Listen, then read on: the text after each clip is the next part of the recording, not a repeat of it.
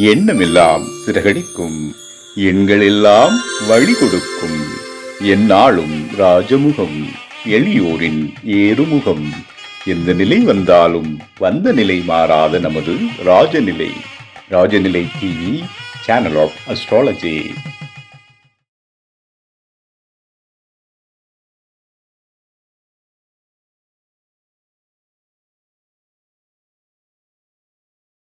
வாழ்க வையகம், வாழ்க வையகம், வாழ்க வளமுடன். அம்மா அப்பா பாதம் பணிந்து வணங்குகிறேன். ஜோதிட குருமார்களுக்கும் நவகிரகங்களுக்கும் பஞ்சபூதங்களுக்கும் பிரபஞ்சத்திற்கும் குலதெய்வத்திற்கும் இஷ்ட தெய்வத்திற்கும் என் அன்பான வணக்கம். கதிரவன் மதியும் அங்காரகன் புந்தியும் கருணை உள்ள சுரதம் குருவும் காரவன் காரியும் ராகுவும் கேதும் கருதுமிகு சுகமாக 11ஆம் இடம் வந்து உச்ச நிலைய நின்று பரிவோடு மகிழ்ந்தால் செய்யும் என்றோ. உலகெங்கும் உள்ள ராஜநிலை டிவி ரசிக பெருமக்கள் அனைவருக்கும் உற்சாகமான காலை வணக்கம். இன்று பிறந்த நாள் மற்றும் திருமண நாள் கொண்டாடும் அனைவருக்கும் ராஜநிலை டிவி சார்பாக வாழ்த்துக்களை தெரிவிப்பது உங்கள் ராஜநிலை எண்கணித வித்தகர் லால்குடி செந்தில். இன்றைய பஞ்சாங்கம் உத்தராயண காலம் விஸ்வாவசு வருடம் பங்குனி மாதம் 23ஆம் தேதி திங்கட்கிழமை, இன்று 6/4/2026. நல்ல நேரம் காலை 6:30 மணி முதல் 7:30 மணி வரை, மதியம் 4:30 மணி முதல் 5:30 மணி வரை. கௌரி நல்ல நேரம் காலை 9:30 மணி முதல் 10:30 மணி வரை, இரவு 7:30 மணி முதல் 8:30 மணி வரை. ராகு காலம் காலை 7:30 மணி முதல் 9 மணி வரை. குளிய நேரம் மதியம் 1:30 மணி முதல் 3 மணி வரை. யமகண்டம் காலை 10:30 மணி முதல் 12 மணி வரை. சூலம் கிழக்கு திசை. புதிய செயலுக்காண்டி வீட்டிலேருந்து போகக்கூடிய பாதை கிழக்கு திசை நோக்கி இருந்தால் கொஞ்சம் ஒரு டீஸ்பூன் தயிர் சாப்பிட்டுட்டு போங்க, காரியம் தடை வராது. இன்றைய திதி சதுர்த்தி, மதியம் 1:48 வரை, பின்பு பஞ்சமி திதி. நட்சத்திரம் அனுச நட்சத்திரம். யோகம் சித்தி நாம யோகம் மதியம் 2:55 வரை, பின்பு வியாதிபாத நாம யோகம். கரணம் பாலவ கர்ணம் மதியம் 1:48 வரை, பின்பு கவளவ கர்ணம். சந்திராஷ்டமம் மேஷராசி அஸ்வினி நட்சத்திரத்திற்கு. கிரக நிலவரங்கள்: மேச ராசியில் சுக்கிர பகவான், மிதுன ராசியில் குரு பகவான், சிம்ம ராசியில் கேது பகவான், விருச்சக ராசியில் சந்திர பகவான், கும்ப ராசியில் ராகு பகவான், மீன ராசியில் சூரிய பகவான், செவ்வாய் பகவான், புதன் பகவான் மற்றும் சனி பகவான். நம்ம இந்த மாதம் ஃபுல்லாக பங்குனி மாதத்துக்கான பலன் 12 ராசிக்கும் டீட்டெயில்டாக பார்க்குறோம். இன்னைக்கு கடைசி ராசியான மீன ராசிக்கு எப்படி இருக்கும் பங்குனி மாசத்துல அப்படின்னு பார்த்துக்கிட்டிங்கன்னா, உங்களோட ராசி நாதன் குரு பகவான் 4ஆம் இடத்துல வந்து பயணம் செய்கிறார். மிதுன வீட்டில் சுயசாரத்தில் வந்து பயணம் செய்கிறாங்க. நிச்சயமாக வீடு வாங்கணும், வாகனம் வாங்கணும், அப்படி வாங்கக்கூடிய எண்ணங்கள் அல்லது சூழ்நிலைகள் வந்து உருவாகும். நிச்சயமாக வாங்குவீங்க. உங்கள் ராசிக்குள்ளாரே வந்து பார்த்துக்கிட்டிங்கன்னா சூரிய பகவான், சனி பகவான், சுக்கிர பகவான், 3 கிரகங்கள் வந்து இருக்கு. இந்த 3 கிரகங்களும் பாருங்க உபஜயஸ்தானம் அப்படின்னு சொல்லக்கூடிய 3, 6, 8 எல்லாமே அப்படியே கலந்து வந்திருக்கு மீன ராசிக்கு. பங்குனி மாசத்துல சுக்கிரன் வந்துட்டாங்க 3ஆம் அதிபதி, 6ஆம் அதிபதியான சூரிய பகவான் வந்துட்டாங்க, 8ஆம் அதிபதியான சுக்கிரன் உள்ளார வந்து உட்காந்துருக்கிறாங்க. இங்க வந்து பார்த்துக்கிட்டிங்கன்னா சனி பகவான் 11, 12 கூடையவர். ஸோ இதுல வந்து பார்த்தீங்கன்னா சில நெகட்டிவ்கள் இருந்தாலும் சில பாசிட்டிவ் உண்டு மீன ராசிக்கு. மெயின் யூரின் இன்ஃபெக்ஷன் வராமல் பார்த்துக்கணும். ஏன்னா பங்குனி மாதம் நல்ல வெயில் அதிகமாக இருக்கும். நேரத்துக்கு வந்து தண்ணி குடிங்க. ஒரு நாளைக்கு டாக்டர் எவ்வளோ சொல்கிறாங்களோ 2 லிட்டர் 3 லிட்டருங்கிறத வந்து கேப் விட்டு தண்ணியை வந்து குடிங்க. அப்போ இந்த யூரின் இன்ஃபெக்ஷன் சம்மந்தப்பட்டது வராது. அதில் கொஞ்சம் உடல் அக்கறை வந்து ரொம்பவும் இம்பார்ட்டன்ட். மாணவர்களுக்கு எப்படி இருக்கும் அப்படின்னு கேட்டுக்கிட்டிங்கன்னா, எல்கேஜிலேருந்து 5ஆவது படிக்கிறவங்களுக்கு ஒரு மாற்றத்தை வந்து கொடுக்கும். 6ஆவதுலேருந்து 12ஆவது வரைக்கும் படிக்கக்கூடிய குழந்தைகள் வந்து வெற்றி பெறதுக்கு வாய்ப்புகள் அதிகம். டிகிரி முடிக்கிறவங்களுக்கு தடை ஏற்படும். பிஹெச்டி பண்ணுறவங்களுக்கு வெற்றி வாய்ப்பு அதிகம் உண்டு. போட்டித் தேர்வில் எழுதுறவங்களுக்கு வெற்றி வாய்ப்பு அதிகம் உண்டு. அடுத்தது 2ஆம் இடமான குடும்பம், தனம், வாக்கு எப்படி இருக்கும் அப்படின்னு பார்த்துக்கிட்டிங்கன்னா, 2ஆம் அதிபதியான செவ்வாய் வந்து 12ஆம் இடத்துல ராகு சாரத்தில் வந்து உட்காந்துருக்கிறாங்க. அப்போ 12ஆம் இடம்ங்கிறது விரயம், ஓகேங்களா. 2ஆம் இடம்ங்கிறது குடும்பம். அப்போ குடும்பத்திற்காண்டி அதிக விரய செலவு செய்யக்கூடிய நபரா மீனராசி நபர்கள் வந்து இருப்பாங்க. அப்போ அந்த விரயத்தை வந்து சுப விரயமாக மாற்றுங்க. வீட்டில் உள்ள பெண்களுக்கு வந்து ட்ரெஸ் எடுத்து கொடுக்கறது, ஒரு கொலுசு வாங்கி கொடுக்கறது, அல்லது சின்னதாக வந்து வெள்ளி காயின் வாங்கி கொடுக்குறது, இது மாதிரி சுப காரியங்கள் நீங்கள் செஞ்சிட்டிங்கன்னா வீண் விரயம் வராது. அல்லது வந்து இந்த பங்குனி இப்போ உத்திரமெல்லாம் வரக்கூடிய காலகட்டத்தில் வந்து பார்த்துக்கிட்டிங்கன்னா பாத யாத்திரையாக வரவங்களுக்கு உங்களால் முடிஞ்ச நீர்மோர் தானம் பண்ணுங்க. ஓகேங்களா? இதெல்லாம் பண்ணீங்கன்னா மீனராசிக்கு வந்து விரைய செலவு போல சுப செலவாக போய்விடும். ஓகேங்களா?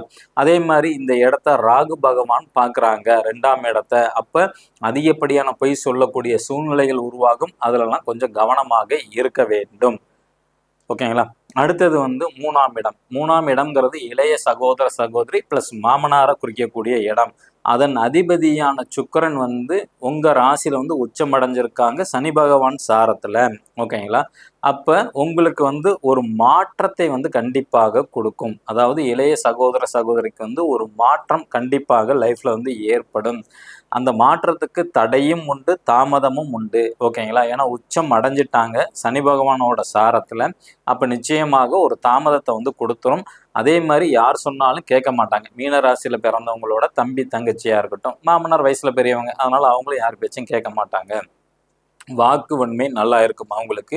கொஞ்சம் இனிப்பு விரும்பி சாப்பிடுவாங்க, அட்வைஸ் பண்ணுவாங்க. ஏன்னா குரு சாரத்துல போய் நிக்கிறாங்கல்ல, அதனால வந்து பார்த்துக்கிட்டிங்கன்னா ஆட்டோமேட்டிக்காவே அந்த அமைப்பை வந்து கொடுத்து விடும். 4ஆம் இடம்ங்கிறது தாயை குறிக்கக்கூடியது. அந்த 4ஆம் இடத்துல வந்து குரு பகவான் சுயசாரத்துல புனர்பூச நட்சத்திரத்துல டிராவல் ஆகுறாங்க. 4ஆம் அதிபதியான புதன் பகவான் மீன ராசிக்கு 12ஆம் இடத்துல செவ்வாயோட சாரத்துல வந்து பயணம் செய்கிறாங்க. அப்படின்னா என்னன்னா, உங்களோட அம்மா வந்து அட்வைஸ் பண்ணக்கூடிய நபராக இருப்பாங்க. கடந்த 1½ வருஷமாகவே அல்லது 1 வருஷமாகவே பார்த்தீங்கன்னா மேக்சிமம் எல்லாத்துக்கும் அட்வைஸ் பண்ணக்கூடிய நபராக இருப்பாங்க. இவங்க செய்யக்கூடிய முயற்சிகள் எல்லாமே தடை ஏற்படும். ஏன்னா 3ஆம் இடம் தான் முயற்சி, வீரியம், வெற்றின்னு சொல்லுவோம். அப்போ உங்களோட அம்மாவுக்கு வந்து 3ஆம் இடத்துல சிம்மம் வீட்டில் கேது இருக்கனால எல்லாமே தடைபடுறதுக்கான வாய்ப்புகள் வந்து உண்டு. அந்த தடையை வெல்றதுக்கு ஆன்மீக பயணமாக மேற்கொண்டா ரொம்ப நல்லது. ஏன்னா குரு பகவான் உட்கார்ந்துருக்க வீடு புதன் அவரு போய் 9ஆம் இடத்துல இருக்காரு தன் ஸ்தானத்துக்கு. அப்ப நீண்ட தூர பயணம் ஆன்மீக பயணமாக மேற்கொண்டாங்கன்னா தடை வராது. இவங்களுக்கு வந்து தொழில் செய்யலாமா அப்படிங்கிற எண்ணங்கள் வந்து தாய்க்கு வந்து வந்துட்டு போகும். ஓகேங்களா? அடுத்தது வந்து பாத்தீங்கன்னா 5ஆம் இடம். இதே 4ஆம் இடத்துல வந்து வீடு வாகனத்தை குறிக்கக்கூடியது. அதை இந்த பங்குனி மாதத்துல வாங்குறது மீனராசி நபர்கள் தவிர்க்க வேண்டும். ஏன்னா அது விரயத்துல போய் முடியும். 4ஆம் அதிபதியான புதன் உங்க ராசிக்கு 12ல போய் விரயத்துல இருக்காரு. ஒண்ணு அதிகப்படியான அமௌண்ட் கொடுத்து வாங்குறது, டாக்குமெண்ட் 2 தடவை பதிவு பண்றது, அதனால வீண் விரயமாகும். எதிர்பார்த்த கலரோட வேற கலர் வருது. இது மாதிரி சின்ன சின்ன தடங்கல்கள் ஏற்படும், பிரச்சனைகள் வரும். அதனால வண்டி வாங்குறத கொஞ்சம் நிப்பாட்டி வைக்கலாம் பங்குனி மாசத்துல. அடுத்தது 5ஆம் இடம்ங்கிறது வந்து குழந்தையை குறிக்கக்கூடியது. கடகராசி சந்திர பகவான் வந்து பார்த்தீங்கன்னா 11ஆம் இடத்துல சுயச்சாரத்துல வந்து இருக்கிறாங்க. அப்போ உங்களோட குழந்தைகளால உங்களுக்கு வந்து பேர் புகழ் நன்மை லாபம் எல்லாமே கிடைக்கும் மீன ராசிக்கு. குழந்தைகளுக்கு வாக்குப்பளித்தம் உண்டு. ஏன்னா கடகராசிக்கு 2ஆம் இடத்துல சிம்மம் வீட்டுல வந்து கேது பகவான் இருக்கனால, வாக்கு ஸ்தானத்துல கேது இருக்கனால உங்க குழந்தைகள் சொன்னா பழிக்கும். 2025லேருந்து அந்த அமைப்பு வந்து உண்டு. அதே மாதிரி நேரடியாக எதுவுமே உங்க குழந்தைகள் பேச மாட்டாங்க. கொஞ்சம் சுத்தி வளைச்சுதான் பேசுவாங்க. பேசுற விஷயங்கள் கூட சில சமயம் புரியாது. ஏன்னா வாக்குஸ்தானத்துல கேது இருக்கிறார்ல, அதனால அந்த அமைப்பு வந்து உண்டு. அதே மாதிரி வந்து பாத்துக்கிட்டீங்கன்னா கொஞ்சம் காதல் வயப்படுவார்கள். மீன ராசியில பிறந்தவங்களோட குழந்தை டீனேஜ் வயசுல இருக்கிறாங்க அப்படின்னா ஒரு காதல் ஏற்படுறதுக்கான வாய்ப்புகள் வந்து உண்டு. சரி சார், இப்ப எங்களுக்கு மீனராசியில இருக்கவங்களுக்கு திருமணம் ஆயிடுச்சு, குழந்தை பாக்கியம் இருக்கா அப்படின்னு கேட்டீங்கன்னா நிச்சயமாக குழந்தை பாக்கியம் கிடைக்கும். ஏன்னா 5ஆம் அதிபதியான சந்திரன் 11ஆம் இடத்துல இருந்து தன் வீட்டை பார்க்குறாரு. அதனால நிச்சயமா குழந்தை பாக்கியம்ங்கிறது கிடைக்கும். அரசியலில் இருக்கிறவங்களுக்கு எப்படி மீனராசி நபர்களுக்கு பார்த்தீங்கன்னா நிச்சயமாக வெற்றி வாய்ப்பு வந்து உண்டு. ஏன்னா தன் வீட்டை சுயசாரத்தில் பார்க்குறாரு. 11ஆம் இடம் லாபஸ்தானத்துலேருந்து 5ஆம் இடத்துலேருந்து 7ஆம் இடம்ங்கிறது வந்து சமுதாய தொடர்பு. அப்போ கண்டிப்பாக மீனராசியில் பிறந்து அரசியலில் இருக்கிறவங்களுக்கு இந்த காலம் வந்து நல்ல ஒரு பொற்காலம். ஏன்னா தேர்தல் வந்திருக்குல்ல, அதனால் நல்ல ஒரு சம்பாதிக்கக்கூடிய வாய்ப்புகள் அதிகமாக உண்டு. இந்த மீனராசியோட பலன் தொடர்ச்சியை வந்து நம்ம நாளைக்கு வந்து பார்க்கலாம். இன்று புதுசாக பார்க்கக்கூடிய நண்பர்கள் இந்த மாதிரி ஒரு பர்மனண்ட் மார்க்கர் ஒன்று வாங்கிக்கிங்க. ஒரு 25 ரூபா செலவு. உங்களோட கோரிக்கை அனைத்தும் ஜஸ்ட் ஒரு 100 நாளில் கிடைச்சிரும். ஓகேங்களா? என்ன சார் இப்படி சொல்கிறீங்க? உங்களுக்கு திருமணம் ஆக வேண்டுமா, அல்லது உங்கள் குழந்தைங்களுக்கு திருமணம் ஆக வேண்டுமா, உங்களுக்கு குழந்தை பாக்கியம் வேண்டுமா, அல்லது உங்களோட குழந்தைக்கு குழந்தை பாக்கியம் வேண்டுமா, திருமணமாகி குழந்தை இல்லாமல் இருக்கிறவங்க, அதேமாரி கொடுத்த பணம் வேணுமா, ப்ளஸ் அதே மாதிரி வெளிநாட்டு போகணுமா, இது மாதிரி எந்த மனிதர்களாக பிறந்தவங்களுக்கு என்ன வேணுமோ இந்த பிரபஞ்சத்திட்ட நீங்கள் சொல்லும்போது நிச்சயமாக நடக்கும். அது எப்படி? நம்ம ராஜநிலையோட அதிர்ஷ்ட எண்ணை வந்து சொல்லிட்டு எழுதும்போது நிச்சயமாக நடக்கும். எண்களுக்கு அவ்வளவு வலிமை வந்து உண்டு. புரியுதுங்களா? அப்போ மேச ராசியாக இருக்கட்டும் அல்லது லக்னம் ரொம்ப இம்பார்ட்டன்ட். லக்னம் தெரியாதவங்க உங்கள் ராசிக்கு உண்டான நம்பரை எழுதுங்க, போதுமானது. நிச்சயமாக 100 நாளில் நடக்கும். இன்னைக்கு ஒரு கோரிக்கை, நாளைக்கு ஒரு கோரிக்கை, அடுத்த நாள் கோரிக்கை மாற்றக்கூடாது. நல்ல ஞாபகம் வச்சுங்க. ஒரே கோரிக்கை, ஓகேங்களா? மரத்தை ஒரே இடத்துல வெட்டினாதான் மரம் சாயும். அதே மாதிரி உங்களோட கோரிக்கை ஒன்றா தான் இருக்கணும். 100 நாளில் நிச்சயமாக நடக்கும். மேச ராசி அல்லது மேச லக்னத்தில் பிறந்த நண்பர்கள் இன்று எழுத வேண்டிய ராஜநிலையோட அதிர்ஷ்ட எண் 74. மணிக்கட்டில் எழுதுங்க. எழுதும் போது உங்களோட கோரிக்கை சொல்லிட்டு எழுதுங்க. ரிஷப ராசி அல்லது ரிஷப லக்னத்தில் பிறந்த நண்பர்கள் இன்று பயன்படுத்த வேண்டிய ராஜநிலையின் லக்கி நம்பர் 93. மிதுன ராசி அல்லது மிதுன லக்னத்தில் பிறந்த நண்பர்கள் இன்று பயன்படுத்த வேண்டிய ராஜநிலை அதிர்ஷ்ட எண் 89. கடக ராசி அல்லது கடக லக்னத்தில் பிறந்த நண்பர்கள் இன்று பயன்படுத்த வேண்டிய ராஜநிலையின் அதிர்ஷ்ட எண் 06. சிம்ம ராசி அல்லது சிம்ம லக்னத்தில் பிறந்த நண்பர்கள் இன்று பயன்படுத்த வேண்டிய ராஜநிலையின் அதிர்ஷ்ட எண் 20. கன்னி ராசி அல்லது கன்னி லக்னத்தில் பிறந்த நண்பர்கள் இன்று பயன்படுத்த வேண்டிய ராஜநிலை அதிர்ஷ்ட எண் 04. துலா ராசி அல்லது துலா லக்னத்தில் பிறந்த நண்பர்கள் இன்று பயன்படுத்த வேண்டிய ராஜநிலையின் அதிர்ஷ்ட எண் 26. விருச்சக ராசி அல்லது விருச்சக லக்னத்தில் பிறந்த நண்பர்கள் இன்று பயன்படுத்த வேண்டிய ராஜநிலை அதிர்ஷ்ட எண் 42. தனுசு ராசி அல்லது தனுசு லக்னத்தில் பிறந்த நண்பர்கள் இன்று பயன்படுத்த வேண்டிய ராஜநிலை அதிர்ஷ்ட எண் 45. மகர ராசி அல்லது மகர லக்னத்தில் பிறந்த நண்பர்கள் இன்று பயன்படுத்த வேண்டிய ராஜநிலையின் அதிர்ஷ்ட எண் 72. கும்ப ராசி அல்லது கும்ப லக்னத்தில் பிறந்த நண்பர்கள் என்று பயன்படுத்த வேண்டிய ராஜநிலையின் அதிர்ஷ்ட எண் 41.